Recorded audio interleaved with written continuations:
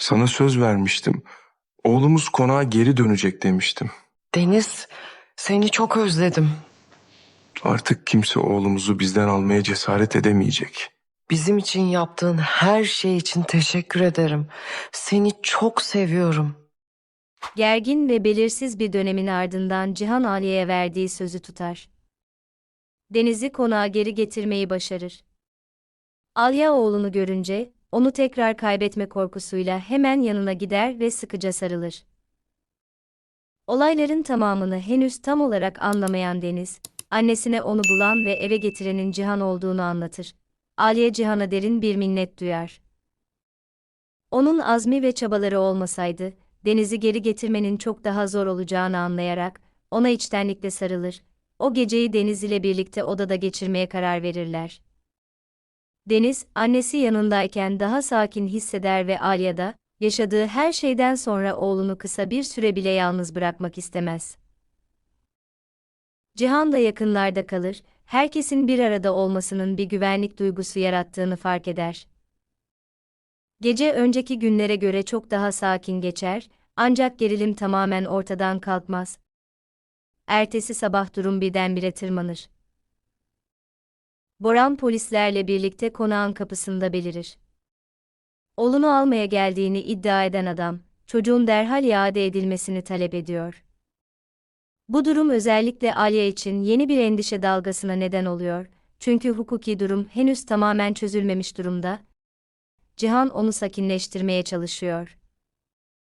Ona güvenmesi ve panik yapmaması gerektiğini açıklıyor. Ona göre kimse Deniz'i konakta bulamayacak veya zorla alamayacak. Cihan durumu kontrol altına alıyor ve polisle ve Boran'la konuşmak için kapıya kendisi gitmeye karar veriyor. Konuşma sırasında Deniz'in konakta olmadığını belirtiyor. Boran'ın çocuğun kaçırılması ile ilgili resmi bir kanıtı olmadığı için polisin sert davranması için bir neden yok. Yine de evi kontrol etmekte ısrar ediyorlar.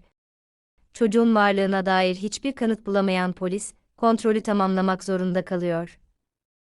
Boran bu sonuçtan açıkça memnun olmasa da, onlarla birlikte bölgeden ayrılıyor. Onlar gittikten sonra Cihan eve dönüyor ve Alya'ya tehlikenin geçici olarak geçtiğini söylüyor. Ancak Alya'nın hala büyük bir heyecan içinde olduğunu görüyor. Yaşadıkları Boran ile olan çatışmanın henüz bitmediğini anladığı için, Alya'nın çabuk sakinleşmesine izin vermez. Cihan onu desteklemeye çalışır ve durumun yakında tamamen değişebileceğini açıklar.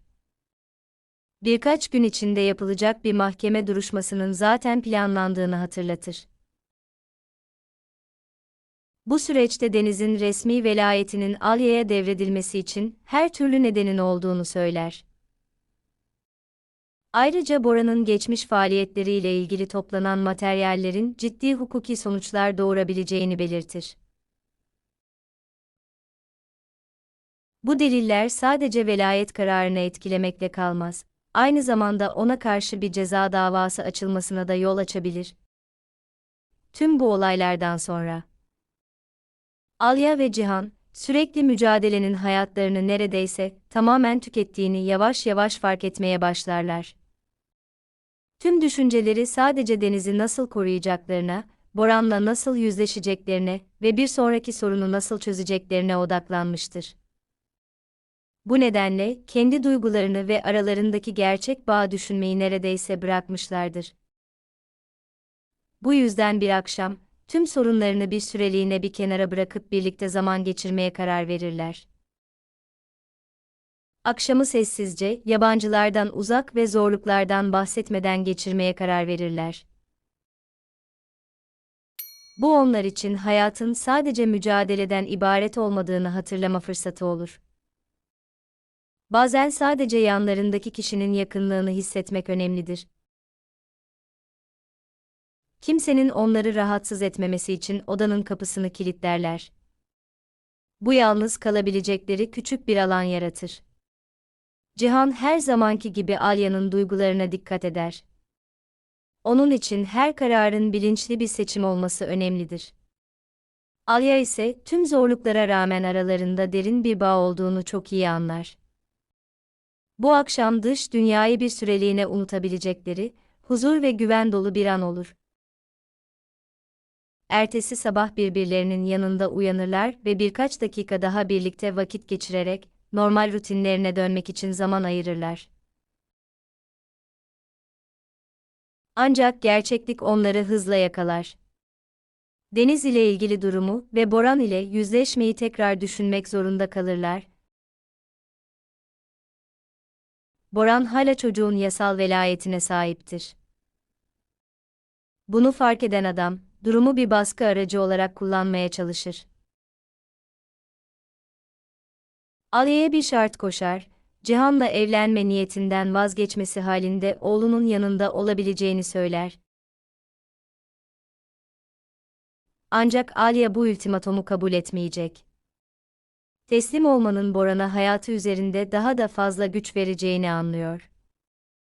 Bu nedenle oğlunun velayeti için mücadeleyi daha da zorlaştırsa bile Cihan'dan vazgeçmemeye kararlı. Onunla birlikte Deniz'i yasal yollarla geri alabileceklerine inanıyor. Boran'ın taleplerini Cihan'a anlattığında, Cihan da onun kararını destekliyor. Cihan artık Boran aleyhinde yeterli kanıtları olduğunu açıklıyor. Bu materyaller sadece velayet meselesini değil, Boran'ın cezai sorumluluğunu da etkileyebilir. Doğru kullanıldığında, onu sadece çocuk üzerindeki haklarından mahrum bırakmakla kalmayıp, ciddi bir cezaya çarptırmak da mümkün. Tüm bu olaylar yavaş yavaş hikayeyi önemli bir aşamaya getiriyor. Duygusal, ailevi ve hukuki çizgiler giderek daha fazla iç içe geçiyor. Deniz'in konağa dönüşü, Aliye için mücadelelerinin anlamlı olduğunun bir teyidi oluyor. Cihan için de bu an önemli, çünkü eylemlerinin durumu değiştirmeye yardımcı olduğunu gösteriyor.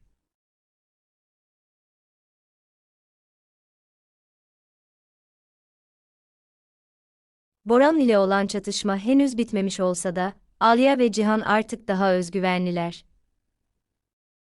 Artık kendilerini savunmasız hissetmiyorlar, çünkü sadece kararlılıkları değil, aynı zamanda somut kanıtları da var.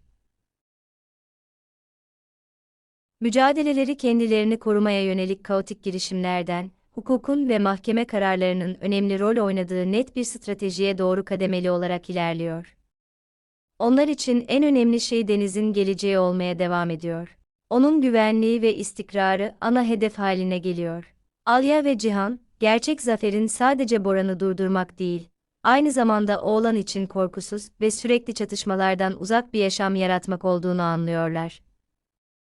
Bu nedenle durum nihayet çözülene kadar mücadeleye devam etmeye hazırlar.